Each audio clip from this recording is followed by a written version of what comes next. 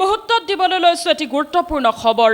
বিয়া খাবলৈ আহি দুৰ্ঘটনাত পতিত আৰু থিতাতে নিহত হৈছে 4জনকৈ ব্যক্তি। তিনিচুকীয়া দিহিঙীয়া বাইপাছত সংঘটিত হৈছে এই ভয়ংকৰ দুৰ্ঘটনা।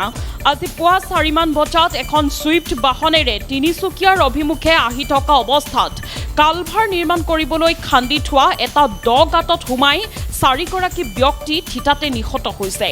গাড়ীখনত এগৰাকী মহিলা, 2টি শিশুসহ 6গৰাকী ব্যক্তি আছিল। তাৰে 3জন পুৰুষৰ লগত এটি 4 বছৰীয়া শিশু দুৰ্ঘটনাটোত নিহত হৈছে। জানিব পৰা মতে বিহাৰৰ ছাপ্ৰা জিলাৰ পৰা তিনিচুকীয়া বৰডুবিলৈ আত্মীয় পৰিয়ালৰ ঘৰত বিয়া খাবলৈ বুলি আহিছিল।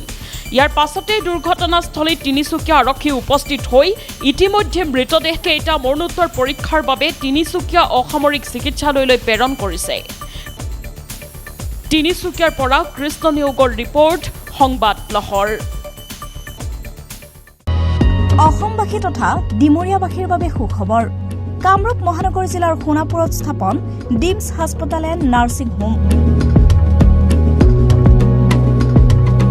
উপলব্ধ বিভাগসমূহ: general medicine, gynaecology, general and laparoscopic surgery, orthopaedic surgery, paediatrics and neonatology, palliative medicine, pain clinic, dermatology, ENT, urology. দুৰ্ঘটনা আৰু জৰুৰীকালীন সেৱাৰ বাবে 24 ঘণ্টাই উপলব্ধ ডিমছ হাস্পতাল এণ্ড নাৰ্ছিং হোম।